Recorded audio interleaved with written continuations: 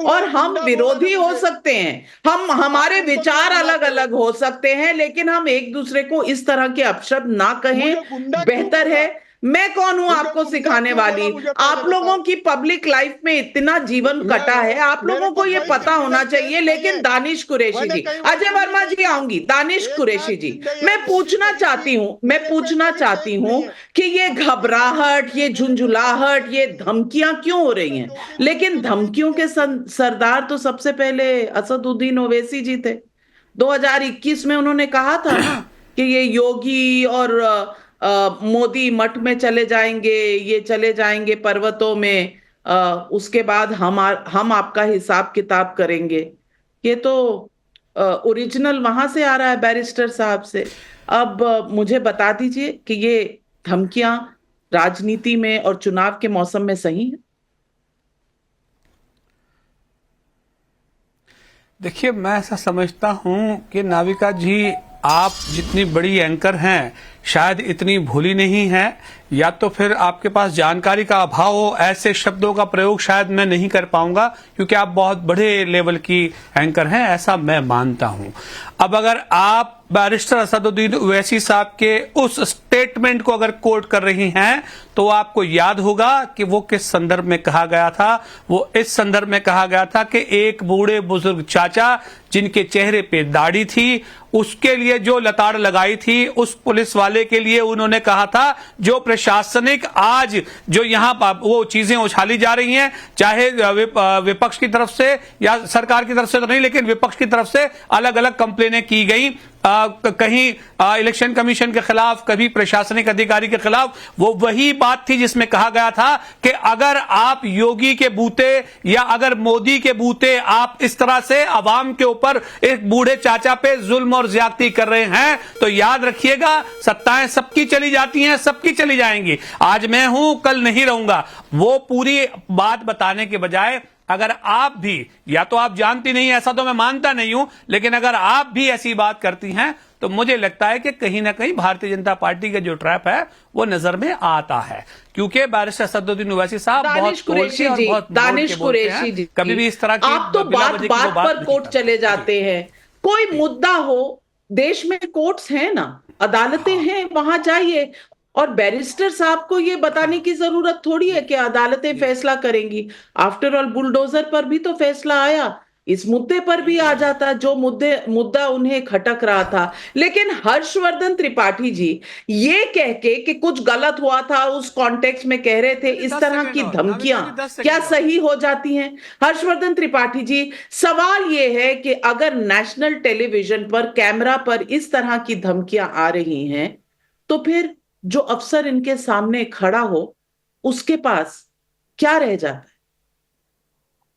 नवगा जी, सिर्फ टेलीविजन कैमरे पर धमकी का मसला नहीं है। पिछले कुछ समय से हताशा में राजनीतिक दल जिस तरह का व्यवहार कर रहे हैं ये खतरनाक है, और ये किसी भी स्वस्थ लोकतंत्र के लिए, सभ्य समाज के लिए अच्छा नहीं।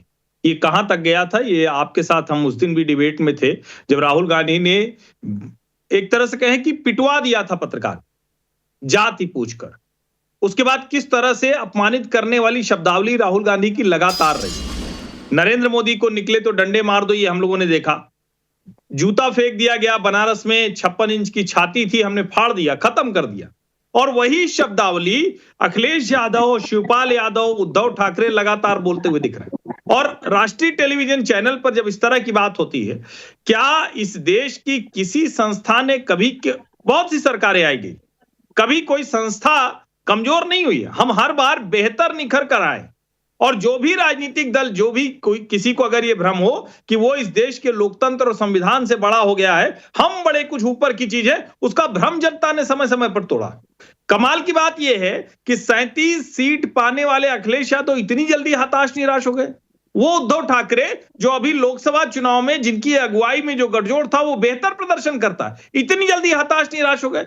क्या इन लोगों का जितना भी मोमेंटम था वो सिर्फ कुछ आंकड़ों तक होता है? उस आंकड़ों को भी सहेज नहीं रख पाते? क्या हरियाणा की एक हार ने राहुल गांधी सहित पूरे विपक्ष का मनोबल तोड़ दिया? क्या इनको साफ दिख रहा है कि महाराष्ट्र और झारखंड इनके लिए बहुत खराब होने जा रहा है? और अगर ऐसा है तो ये सचमुच जिसको कहते हैं ना कि लोकतंत्र विरोधी विचार है कि आप जब हारने लगे, हताश होने लगे, तो आप धमकी देने लगे, गुंडागर्दी की भाषा इस्तेमाल करने लगे और कहने लगे कि हम तो देख लेंगे, सबका नाम लाल डायरी में लिख रहे हैं। उसके बाद जनता भी तय करेगी, वो भी बताएगी कि लाल डायरी में लाल निशान कैसे लगाना है।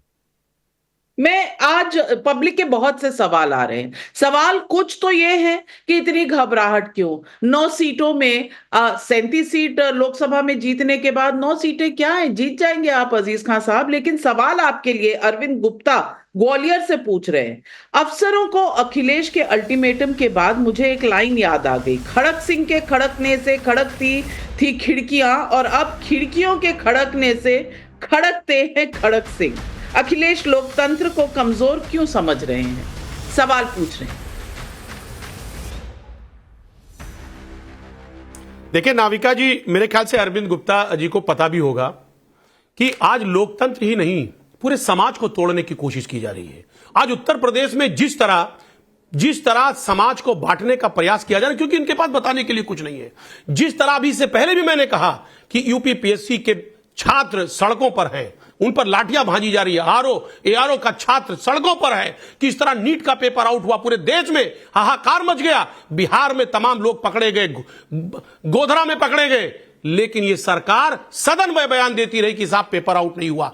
जिस तरह छात्रों के भविष्य से खिलवाड़ हो रहा है, किसानों के भविष्य से खिलवाड़ हो रहा है, नौजवानों के भविष्य से खिलवाड़ हो रहा है, मुझे लग रहा है वो हमारे नेता उस चीज के लिए सचेत कर रहे हैं कि यह सरकार जो मौके पे है, इसके पास कोई उपलब्धि नहीं है, इसने कोई काम नहीं किया।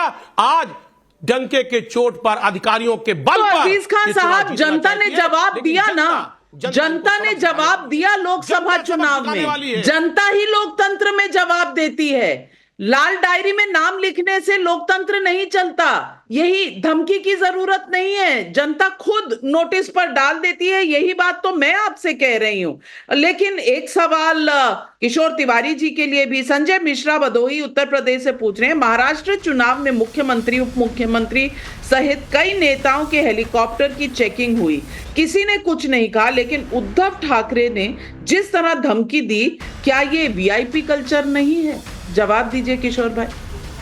अरे मैं बता देता हूँ मिश्रा जी, तुमको मालूम नहीं, ये इलेक्शन कमीशन जो है, इसने पूरे जो टीएन शेषन थे, एमएस गिल थे, हमारे पेरी शास्त्री थे, इन्होंने जो वहां पर अपना कल्चर सेट किया था, सारा मट्टी में मिला दिया है। ये राजीव कुमार ने सारा मट्टी में मिला दिया।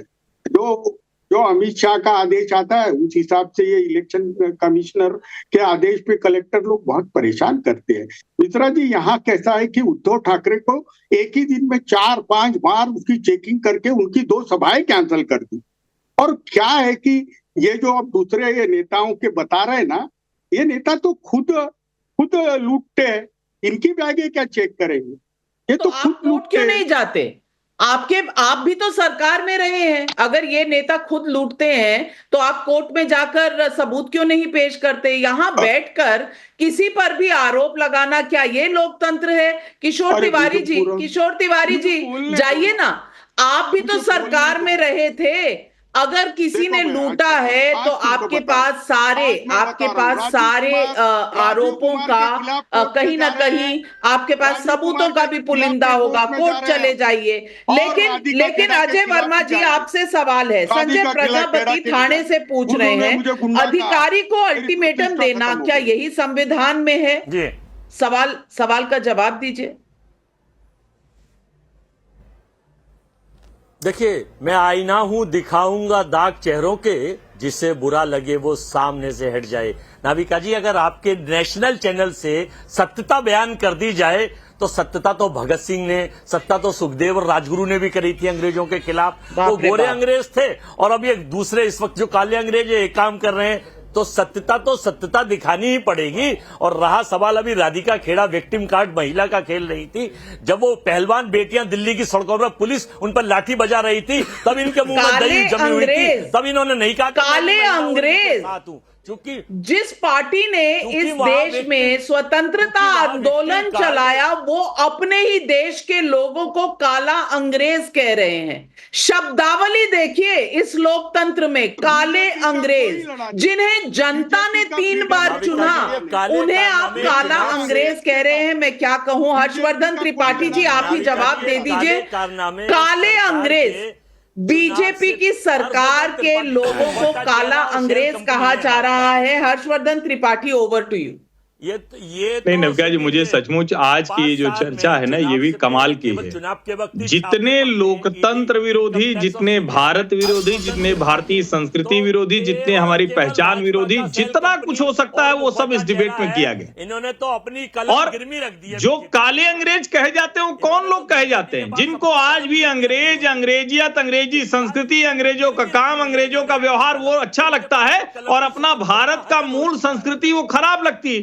जिनको देश की बात करने पे, राष्ट्र की बात करने पे, राष्ट्र प्रथम की बात करने पर जिनको चिढ़ लगने लगती, बड़ा दुर्भाग्यपूर्ण है। और आज की ये चर्चा सचमुच बड़ी कमाल की है कि इसमें हर लोकतंत्र विरोधी काम को विपक्षी पार्टी के नेता कर रहे हैं। वो सोच नहीं रहे, उनको ये नहीं समझ में आ रहा है कि इन चीजों के आधार पर जनता फैसला करती। वो चुनाव के बीच में है।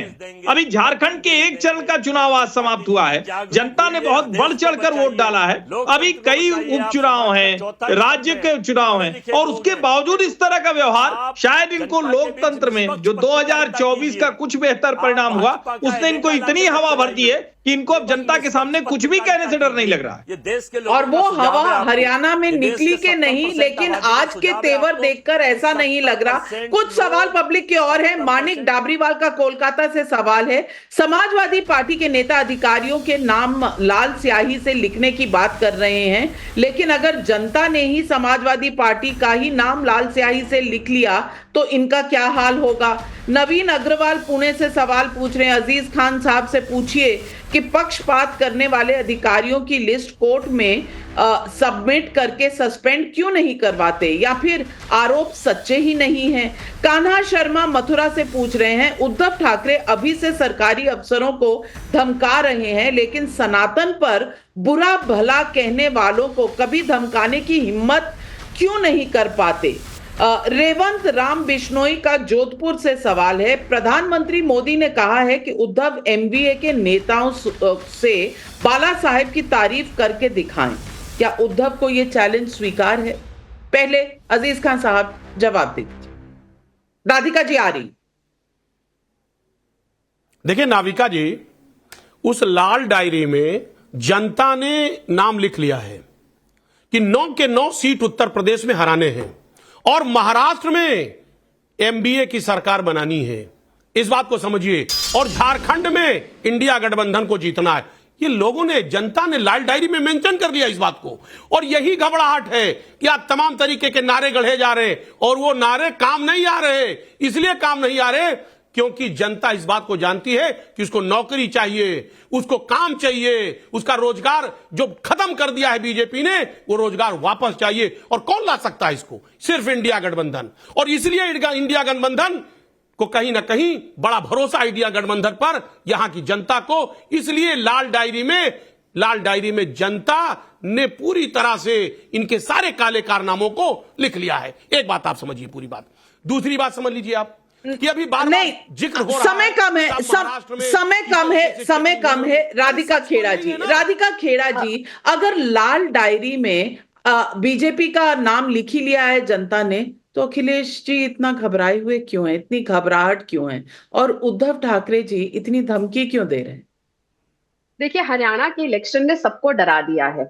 और हाँ, लोकसभा के भी जो नतीजे आए थे उसके बाद थोड़ा डर था, वो एकदम घबराहट, डर सब कुछ इकट्ठा हो गया हरियाणा के नतीजों के बाद।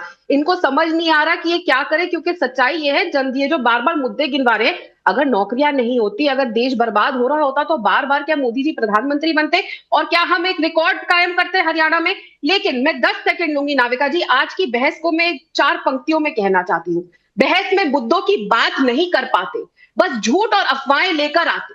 व्यक्तिगत हमलों से जो खुद को छुपाते, वो विपक्ष के प्रवक्ता कहलाते। तथ्यों से डरकर चीखने लगे हैं, सच सुनते ही आपस खोने लगे हैं। जब तर्क खत्म हो जाए तो क्या करे, व्यक्तिगत हमले पर उतर आए।